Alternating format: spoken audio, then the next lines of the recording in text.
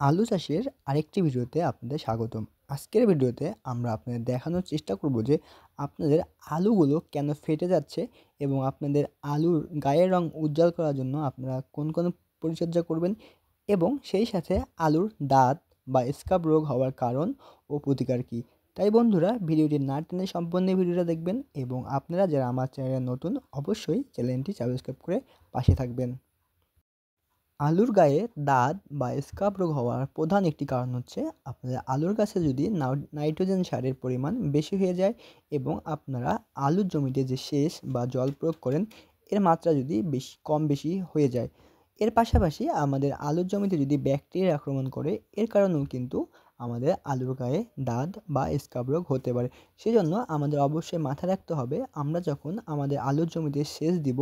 এই সেচের পরিমাণ বা এই পানির পরিমাণ যেন বেশি না হয়ে যায় এবং আমরা যেন শেষ বিকালে বা সন্ধ্যার পূর্ববর্তী সময়ে আমাদের জমিতে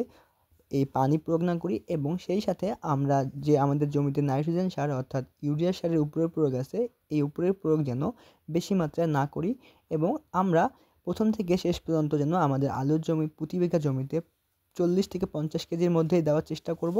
এবং এর পাশাপাশি আমাদের আলুর জমিতে আমরা অন্যান্য ছত্রাকনাশকের সঙ্গে আমাদের আলুর গাছের বয়স যখন 60 দিনের কাছাকাছি হয়ে যাবে আমরা একটা ব্যাকটেরিয়ার ওষুধ প্রয়োগ করব, যেগুলোকে আমরা ব্যাকটেরিয়া নাশক বলে থাকি। আপনারা বিসমিথাজল এই গ্রুপের যে কোনো একটি ব্যাকটেরিয়া নাশক যদি আপনাদের জমিতে স্প্রে করেন তাহলে কিন্তু এই দাঁত রোগের প্রাদুর্ভাবটা আপনাদের জমিতে আর দেখা যাবে না।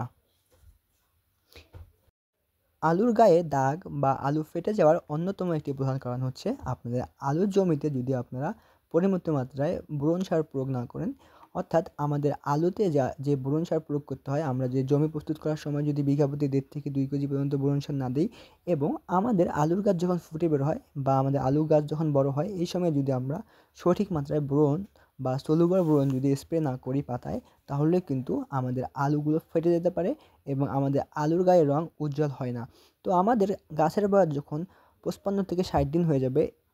এই সময়ে আমরা আমাদের আলুর জমিতে সলুবার বোরন, যেটা পানিতে দ্রবণীয়, এই সলুবার বোরন প্রতি লিটার পানিতে 1 থেকে 1.5 গ্রাম নিয়ে আমরা আমাদের জমিতে অন্যান্য ওষুধের সঙ্গে একবার স্প্রে করে দেব এবং আমাদের আলুর গাছের বয়স যখন 70 থেকে 75 দিন হয়ে যাবে